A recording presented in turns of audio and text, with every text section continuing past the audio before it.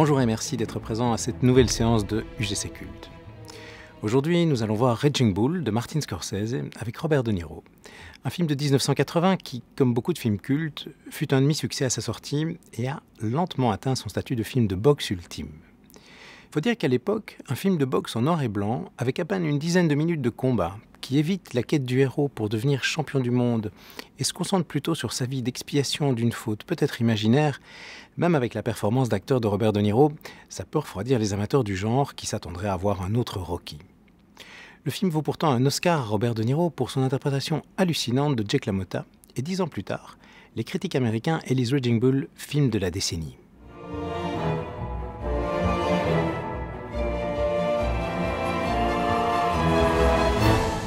La performance la plus évidente du film est évidemment celle de l'acteur. Robert De Niro, pour incarner la montée vers la gloire du boxeur Jake LaMotta, doit être mince et sec. Pour incarner sa chute et sa déchéance, il doit être gros et bouffi.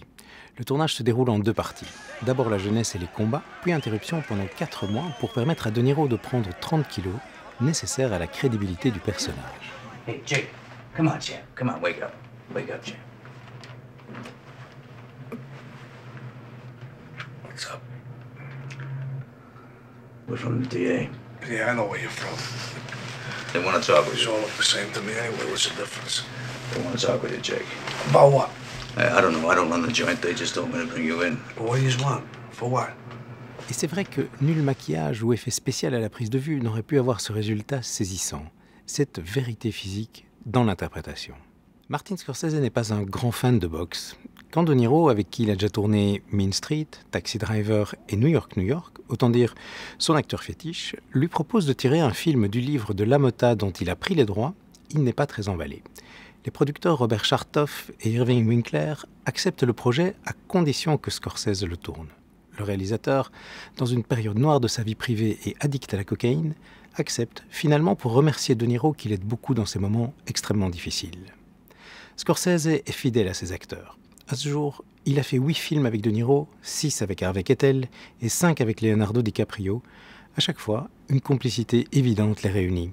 Scorsese est sans doute un grand directeur d'acteurs, mais il sait surtout les regarder, les mettre en confiance pour qu'ils s'abandonnent devant sa caméra, certains qu'ils seront bien servis à l'écran. Il organise aussi avant le tournage 3 semaines de répétition avec tous les acteurs principaux et le scénariste, qui a pour mission de retravailler les scènes pour les mettre dans la bouche des comédiens. Ça met en confiance. Au fur et à mesure des années, sur mes plateaux, j'ai remarqué que c'est au moment où l'on choisit l'acteur que le principal de la fameuse direction d'acteur se fait.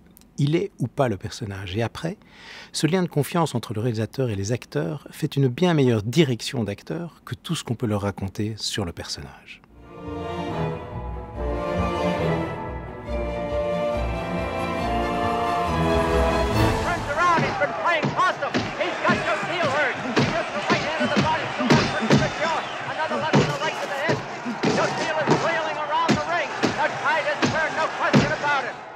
Le deuxième élément marquant de Raging Bull est la manière dont Scorsese filme les combats de Jake LaMotta. Habituellement, dans ce genre de scène, comme pour une poursuite en voiture ou une scène de guerre, le réalisateur place plusieurs caméras pour filmer toute l'action en une prise, sous plusieurs angles et différentes tailles de plans. Dans Raging Bull, Martin Scorsese fait un choix radical et coûteux, tourné avec une seule caméra. Il la met sur le ring pour être dans le regard, à la place même des boxeurs. La mise en scène est dès lors beaucoup plus précise qu'en multicaméra. Tout prend beaucoup plus de temps. La question du point de vue est essentielle quand on veut réaliser un film. En combinant image et son, avec une caméra placée au plus près du regard, on arrive à transmettre le ressenti d'un personnage, comme dans ce combat.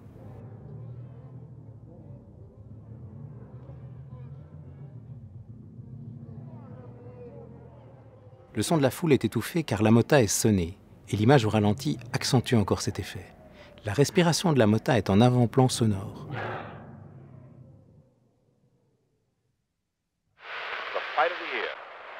Le son réaliste des coups et de la foule nous fait repasser en point de vue objectif.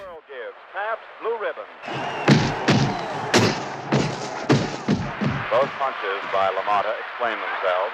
They fought 5 times between 1942 and 1945 and has so far been a blazing bout for the middleweight championship. That great action by LaMotta, he couldn't score the big one. That's it. That was the last shot. Round number 13, the hard luck number. There's the buzzer, and I think you know both the boys. On revient dans la perception de LaMotta qui se lève. Le regard de son adversaire est aussi très proche de l'axe caméra pour être dans sa détermination. Robinson hurting LaMotta. He's hurting him now. Cette série de coups est en fait un chant contre chant, avec amorce, mais tourné à une seule caméra, car dans cet angle, on verrait immédiatement l'autre caméra en face.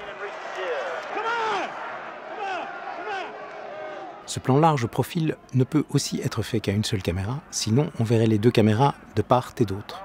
Plan de Robinson, regard dans la lentille, à la place du regard de LaMotta. Idem sur LaMotta, qui regarde droit dans la caméra. Nous sommes à l'intérieur de leur combat. Transtraf sur Robinson, un plan à effet par excellence, qui dilate le temps de reprise du combat. Travelling avant sur LaMotta, qui étire encore plus ce moment décisif.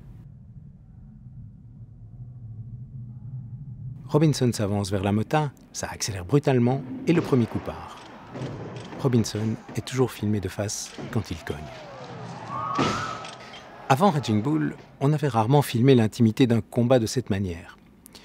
C'est sans doute pour ça qu'on décerne au film aujourd'hui encore le titre de film de boxe ultime.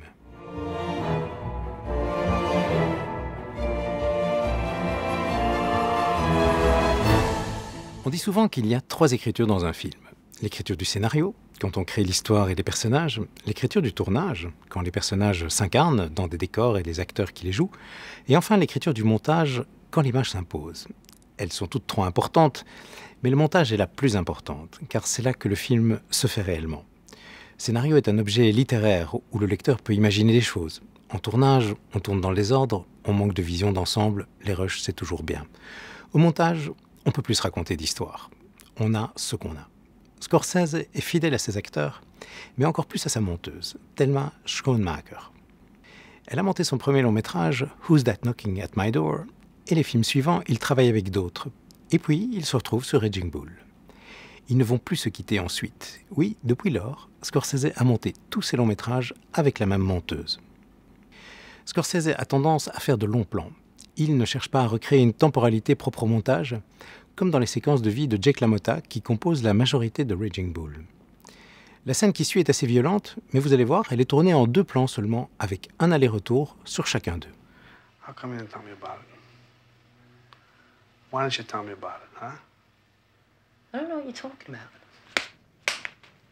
Why didn't you tell me, huh? Did you fuck my brother, huh? Get off Did me, you? you fat pig! Did you? Huh? No!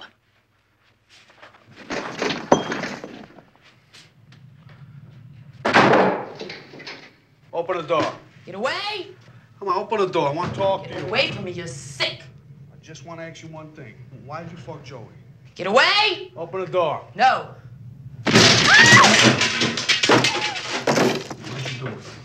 Why'd you do it, huh? Why'd you do it? I didn't do Why'd you anything! do it? Why'd you do it? Why'd you do it? Why did you fuck them? Do what? I didn't do anything! I fucked all of them! What do you want me to say? What do you mean you fuck? Who'd you fuck? I fucked all of them, Tommy, Salvi, your brother, all of them. I sucked your brother's cock. What do you want me to say? You sucked his cock. Yeah, I sucked his cock and everybody else on the fucking street, too. What do you want? You're nothing but a fat pig, selfish fool. Get fucking you. Mais quand il s'attaque à des films fleuves, se déroulant sur plusieurs époques avec de multiples personnages, comme Casino ou Goodfellas par exemple, Martin Scorsese et Thelma Schoonmaker poussent de plus en plus loin les limites de l'ellipse, du jump cut, pour recréer une temporalité qui leur est propre. Un rythme plus rapide que le jeu originel des acteurs, pourtant déjà très rapide. Ils passent sans transition d'une séquence à l'autre, gardant en haleine un spectateur qui ne trouve de repos que dans quelques moments émotionnels où, au contraire, le temps est étiré. Regardez comment ils font passer quelques années de vie en mettant en parallèle des images Super 8 de famille de Jake et sa femme Vicky, et seulement quelques allusions au combat gagné par le boxeur. Le côté tourné-monté du Super 8 correspond bien à cette réécriture du temps, quand chaque coupe est une ellipse qui recrée une temporalité propre au montage. Ces images sont aussi les seules en couleur de tout le film.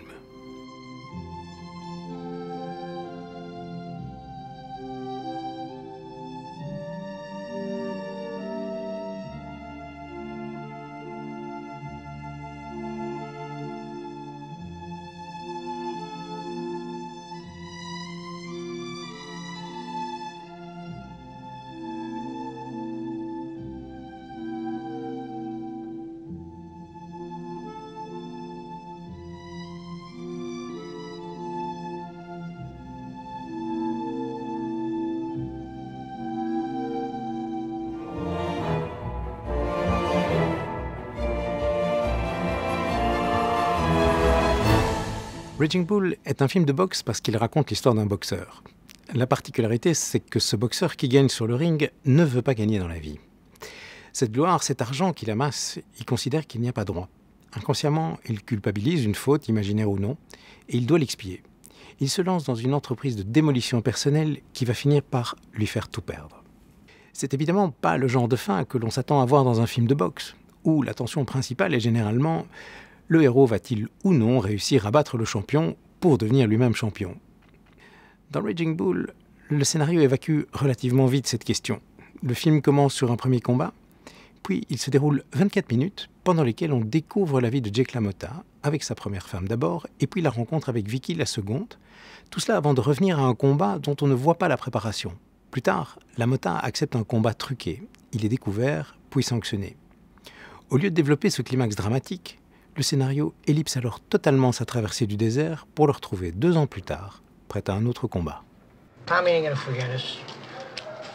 He's gonna get you a shot as long as he don't die. As long as who don't die? Tommy. What are you talking about? I says, in other words, Tommy ain't gonna forget you. You're gonna get you a shot if he don't die, though. You gotta make sure the guy You stays got alive. disease or something? No, I'm just saying, you know, I'm kidding like. Well, what's wrong with him? Is something wrong with him? There ain't nothing wrong with him. I mean, that's the only way you wouldn't get it is if he dies. He wouldn't be able to. Well, what are you talking about?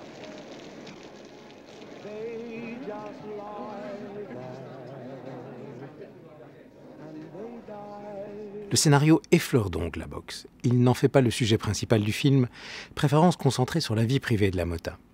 La colonne vertébrale du film, c'est pas le sport, mais la manière dont LaMotta est incapable de profiter de son succès, d'être simplement heureux. Sa jalousie de plus en plus maladive envers sa femme va l'amener à faire le vide autour de lui. Il terminera tenancier d'une boîte de nuit en Floride, où il provoquera sa chute définitive. La culpabilité et l'expiation sont des thèmes forts de l'œuvre de Scorsese. Beaucoup de ces personnages sont en proie à ces démons. Même si le thème de la boxe n'inspirait pas tellement Martin Scorsese, le personnage de Jake LaMotta, lui, avait tout pour l'attirer.